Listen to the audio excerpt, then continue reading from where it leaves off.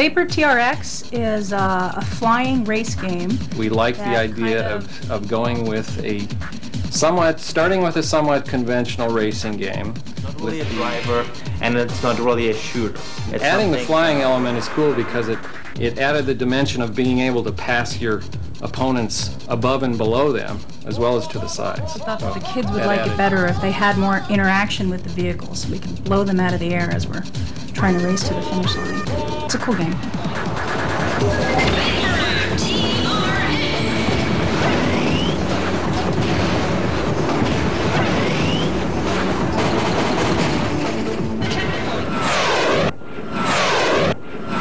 There are 6 vehicles in Vapor TRX. The biggest difference between vehicles is their weight. The lighter vehicles are a little more fragile, as you'd expect, but also can have a really nice acceleration curve, can cut curves really well, and in general fly a little better than the others.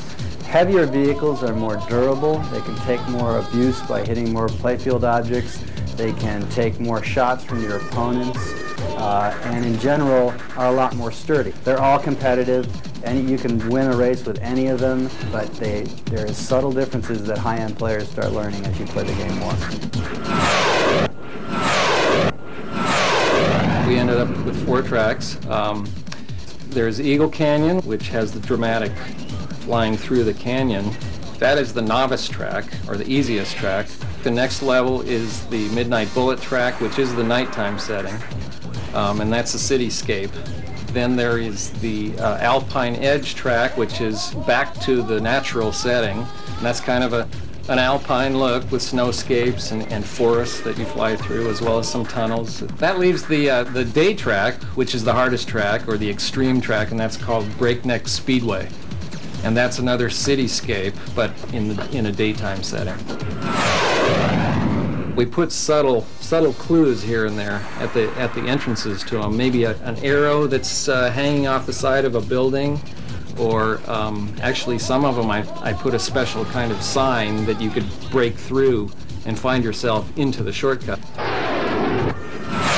When you go to the boost pads, it depends on what height you go over them. And the way they work is that the lower you are as you go over them, more of an effect you get.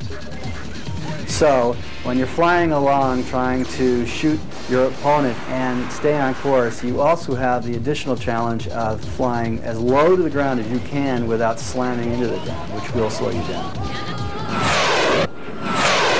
All vehicles have 2 main kinds of weapons. There is the cannon weapon and a missile weapon. You start the game with the lowest powered cannon, and as you move through the game you pick up icons that power that up through its 6 levels of firepower. But in addition to that, scattered through the playfield there are hoops in which you pick up seeking missiles.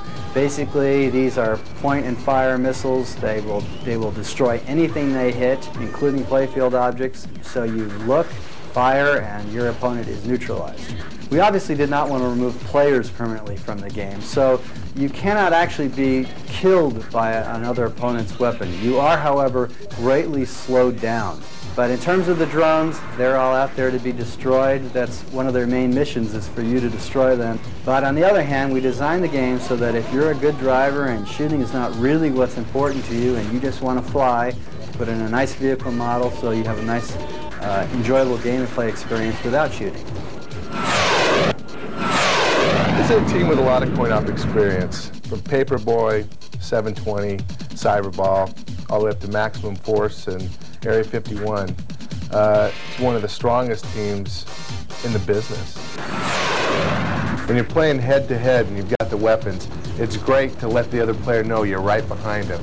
You get the force feedback, you know they're right on your tail. You know, having somebody right next to you, side by side, the interaction that you have between one another, with the added element of the shooting, the feedback from the seat. When they get in front of you, you shoot them, they feel it immediately. It just makes for a more exciting race. The number one thing I like about the design is that it is eye-catching, in that it is a unique profile. You don't see anything like it. We thought we'd put something new on the market, a little bit different look, something a little futuristic. This has a unique look that catches the player's attention. Vapor TRX.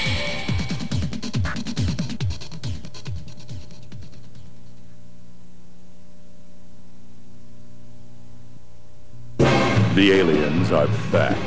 Area 51 was only the beginning. What began as a top-secret weapons program has turned into the worst military disaster in history. The government wanted to destroy them.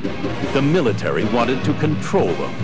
This time, they're faster, stronger, and deadlier than ever. You have to clean it up. You have to stay alive. Fail, and we're all dead. Site 4. It's not just a game anymore. Boot camp begins September.